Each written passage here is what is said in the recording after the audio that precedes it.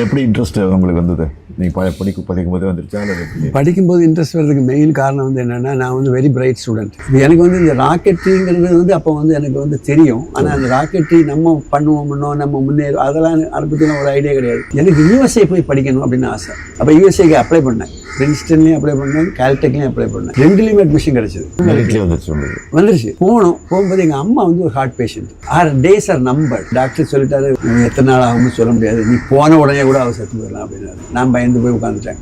அந்த வருஷம் கட் பண்ணேன். அதுக்கு அடுத்த வருஷமும் கட் பண்ணேன். அடுத்த வருஷம் கட் பண்ணும்போது தான் எங்கள் அம்மாவுக்கு தெரியுது நான் வந்து வேணும்னே அவளுக்கு அப்படி இங்கே உட்காந்துருக்கேன் அப்படின்னு. அதுக்கப்புறம் அவங்க இறந்து போயிட்டாங்க 2-3 வருஷத்துக்கு பிறகு.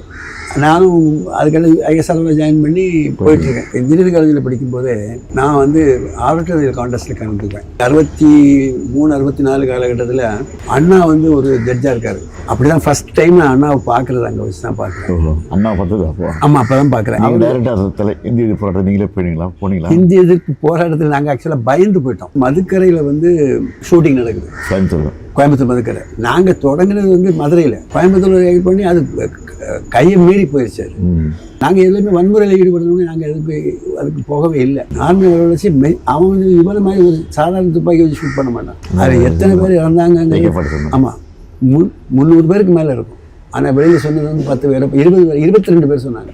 இந்த மொழி வந்து நம்ம ரத்தத்தில் ஊறினது. இருக்கக்கூடிய தலைவர்களையே அதுக்காக வேண்டி பாடுபட்டு இருக்கிற ஆள் நீங்கள் ஒரு ஆள் தான்.